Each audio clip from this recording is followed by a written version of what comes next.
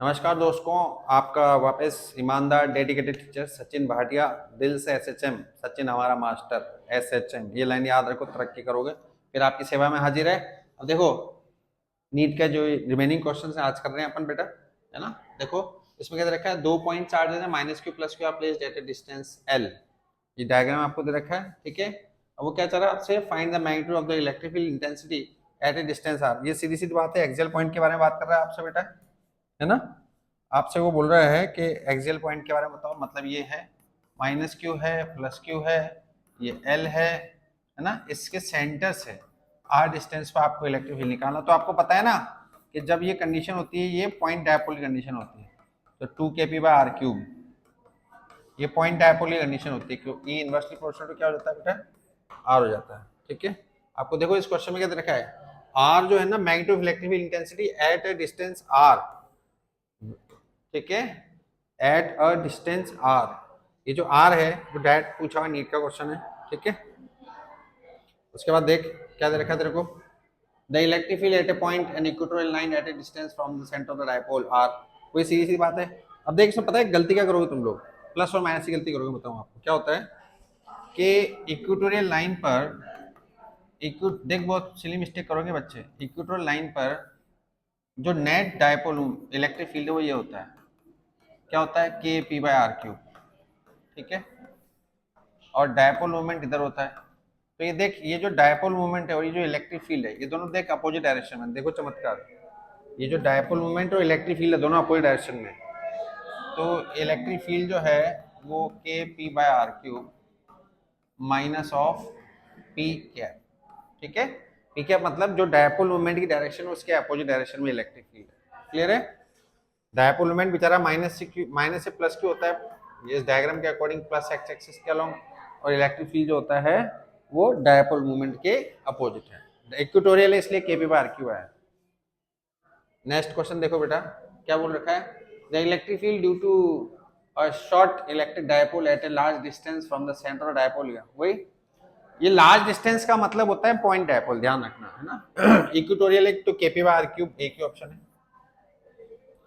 Next देख बेटा क्या बोल रहा है, क्या बोल रहा है इसमें, electric dipole is placed in angle 30 degree with an electric field intensity, the experience eight torque. इसमें टॉर्क का फॉर्मूला लगाना डायरेक्ट, कुछ दिमाग का काम नहीं है। टॉर्क का फॉर्मूला क्या है, PE sin थीटा, सीधा है फॉर्मूला लगाओ, कुछ मत सोचो। टॉर्क ये दे रखा है बेटा 2 × 10⁵ न्यूटन पर कूलम।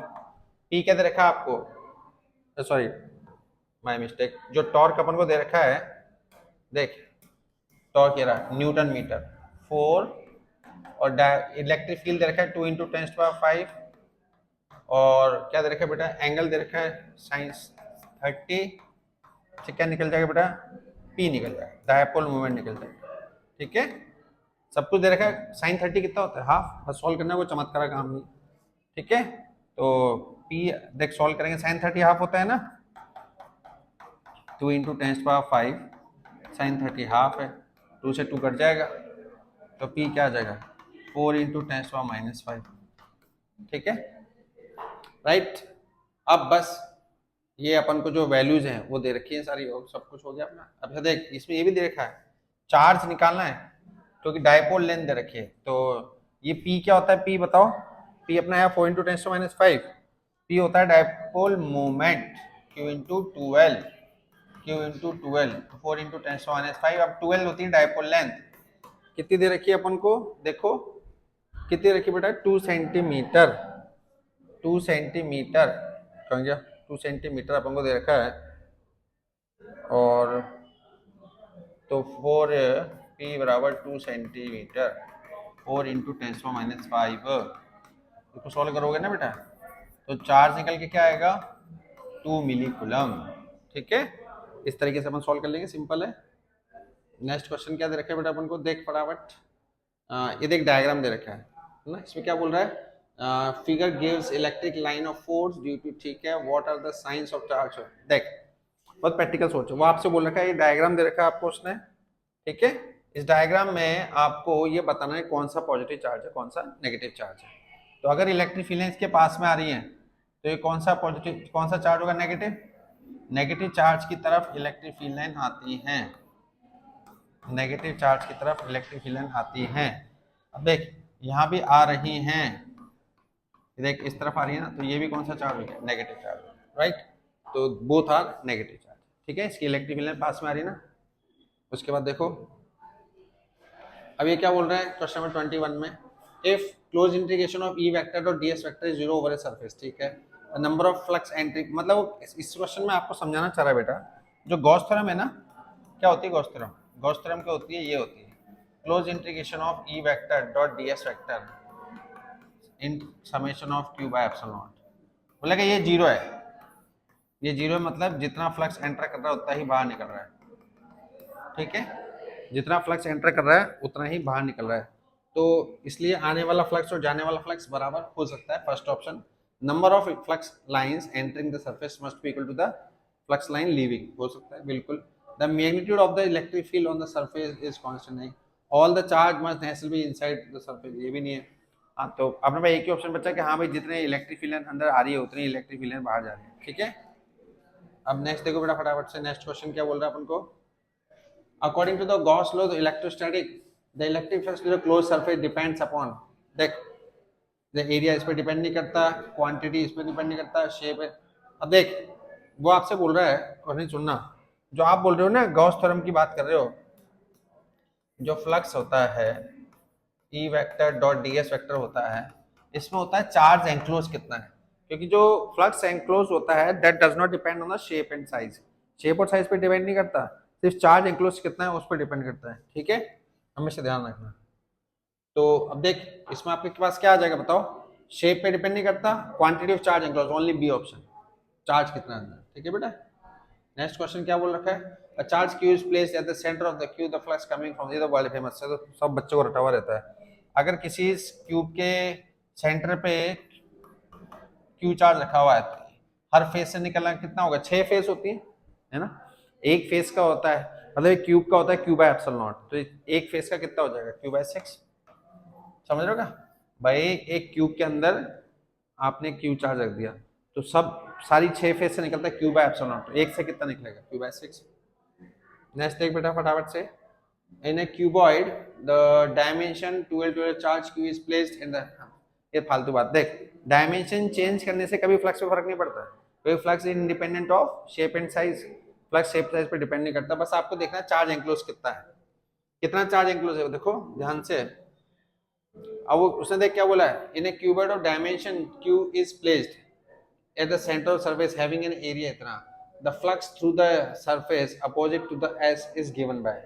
अब देख इसमें क्या खास बात है बेटा, ये जो क्यूबॉइड है इसका जस्ट अपोजिशन निकलने वाला, तो जितना चार्ज एंटर करेगा उतना ही बाहर निकलेगा, ठीक है ना, तो जितना चार्ज तेरे पास एंटर करेगा, तो वो बोल रहा है इन क्यूबॉइड ऑफ डायमेंशन 12 यानी कि लेंथ ब्रेड्थ और हाइट, क्यूबॉइड का मतलब ये था लेंथ, ठीक है, ब्रेड्थ और हाइट एल दे रखी है, Q is placed at the center of the surface having an area 4l square, the flux through the surface opposite to the s, इसके जस्ट अपोजिट से निकलने वाला जो है वो फ्लक्स जो है वो कितना है, 5 फ्लक्स का फॉर्मूला होता है क्यू बाय एप्सिलॉन नॉट, तो आप देखो टोटल जीरो होगा, टोटल फ्लक्स जो होता है ना जीरो होता है, तो आपने कहा जितना फ्लक्स आ रहा है उतना ही जा रहा है, ठीक है ना, नेट फ्लक्स जो है आपके पास that is q by epsilon not, तो टोटल फ्लक्स जो है हमारे पास आने और जाने वाला बराबर है, ठीक है, x क्या हो जाएगा क्यू बाय 2, ठीक है। नेक्स्ट देख बेटा फटाफट से, क्या बोला है, electric charges Q is placed at one of the corner of the Q side, हाँ एक कोने पे है, सी बात है, एक कोने पे अगर कोई चार्ज रखा होता, कितने कोने होते हैं क्यू में 8, तो 8 कोनों में से निकलने वाला, देख 8 कॉर्नर्स में से निकलने वाला होता है क्यू बाय, तो एक कॉर्नर से कितना निकलता है बताओ, एक कॉर्नर क्यू बाय 8, ठीक है। अब एक कोने में कितने फेस हैं, कितनी दीवारें हैं, 3, किसी भी कोने को देख लो जिस रूम में हो वहां पे 3 दीवारें हैं, तो एक दीवार का कितना हो जाएगा, ये 3 वॉल्स का है, एक कोने में 3 दीवारें होती हैं, ठीक है, तो एक वॉल का कितना हो जाएगा, देखो ध्यान से, 1 वॉल 1/3 क्यू बाय 8 एप्सिलॉन, तो क्यू बाय 24, ठीक है, क्यू बाय 24 एप्सिलॉन, क्लियर है कहानी। अब देख नेक्स्ट क्वेश्चन देख बेटा, ये देख इसमें तो ये तो नीट में जाना हजारों बार पूछा होगा क्वेश्चन, देख ये इलेक्ट्रिक फील्ड लाइन है, ये एक प्लेन सरफेस है, ठीक है, ये एक प्लेन सरफेस है, ये एक प्लेन सरफेस है, राइट। इस प्लेन सरफेस से ये इलेक्ट्रिक फील्ड लाइन निकल रही है ऐसे, राइट, इस तरीके से। तो इसका एरिया वेक्टर तो आपकी तरफ रहेगा ना, इसका एरिया वेक्टर इस तरह से कॉपी के बाहर की तरफ रहेगा। तो एरिया वेक्टर और इलेक्ट्रिक फील्ड में कितना एंगल हो जाएगा, 90। एरिया वेक्टर और इलेक्ट्रिक फील्ड में कितना एंगल हो जाएगा, 90। cos 90 कितना हो जाएगा, 0, ठीक है, इसलिए 0 आंसर आ जाएगा। नेक्स्ट क्वेश्चन देख बेटा फटाफट से, क्या बोल रहा है इसमें, ये भी सेम कहानी है। इसमें देख इलेक्ट्रिक फील्ड प्लेन में, इसका एरिया, इस पे ना इस पे यहाँ पेन रख दो तुम, तो पेन कॉपी के परपेंडिकुलर है, तो वापस एरिया वेक्टर इलेक्ट्रिक फील्ड में 90 एंगल है, फिर फ्लक्स 0 हो जाएगा, ठीक है। नेक्स्ट देख, ये भी काफी फेमस क्वेश्चन, देख इसमें क्या बोला है कि इशा, ठीक है, यहाँ से निकलने वाला फ्लक्स है पाई। क्वेश्चन पर ध्यान से क्या बोल रहा है, a hollow cylinder has a charge q coulomb with in it, find the electric flux in a unit volt meter, ठीक है। तो बी का निकालो साहब, कोई दिक्कत नहीं है। तो देख इसने बोला कि क्यूब, ये सिलेंडर, सॉरी सिलेंडर में से यहाँ से निकलने वाला फ्लक्स फाई है। तो इस साइड का बताओ साहब, मान लो x और x लेट, तो x plus five must be equal to q by epsilon not, इस तरीके से मान लीजिए। तो 2x plus five must be equal to q by epsilon not, ठीक है। तो जो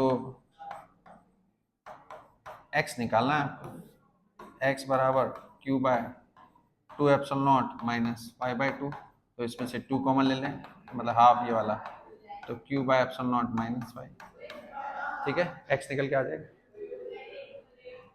नेक्स्ट क्वेश्चन देख बेटा क्या बोल रहा है, the electric field in a certain region is acting radially outward given by, ठीक है, charge contain in this radius I a centre at the origin of the field will be given by, वो कह रहा है charge निकालो, electric field दे रखा है आपको ई आर, कोई दिक्कत नहीं, वेरिएबल इलेक्ट्रिक फील्ड है, ठीक है, वेरिएबल इलेक्ट्रिक फील्ड है, तो आप जानते हो E D R, E vector dot D R vector बराबर क्यूब एप्सिलॉन नॉट होता है, राइट।